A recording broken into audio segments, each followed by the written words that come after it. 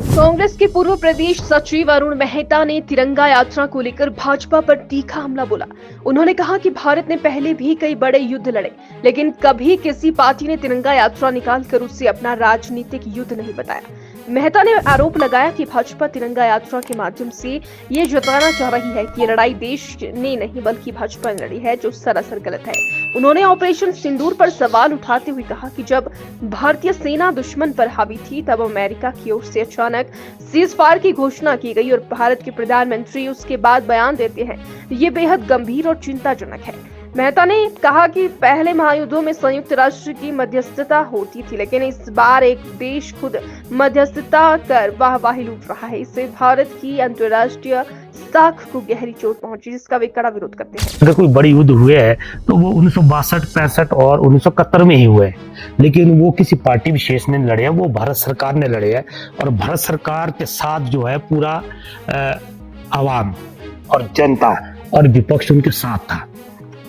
अगर आप आज ये बात करेंगे कि हमने तिरंगा यात्रा निकालनी है, तो क्या 1971 में कोई तिरंगा यात्रा निकली थी जब पाकिस्तान के 2 टुकड़े किए गए थे?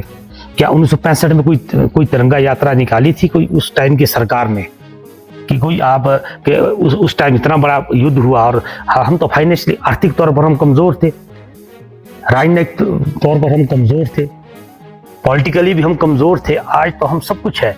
आज मेरा ये कहना है कि चलो ये डिप्लोमेटिक चीजें होती है, राजनीतिक चीजें है, हो सकता है क्या मजबूरी रही होगी भारत सरकार की। मैं आज के प्रधानमंत्री को या सरकार को इसमें ब्लेम नहीं करूंगा, क्या मजबूरियां रही होगी, लेकिन आज की हिंदुस्तान की सरकार ने वो किया कि 1 लाख रुपए का इन्वेस्टमेंट करके 10 रुपए का लाभ नहीं लिया है। 1965 में जब भारत सरकार ने युद्ध लड़ा पाकिस्तान के साथ, उस टाइम यूएनओ ने इंटरफेयर किया था। यूएनओ के इंटरफेयर पर जो है पाकिस्तान और हिंदुस्तान का युद्ध जो है वो विराम हुआ था और ताशकंद समझौता हुआ। ताशकंद समझौता हुआ और उस ताशकंद समझौते में ही हमारे एक प्रधानमंत्री को जान गंवानी पड़ी।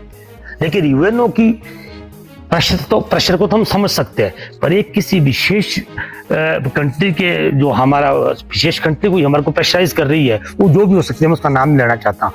इसका मतलब है कि भारत आज इतना कमजोर हो गया है कि आप यूएनओ के प्रेशर को तो नहीं मानते, पर आप एक कंट्री के प्रेशर को मानते हैं।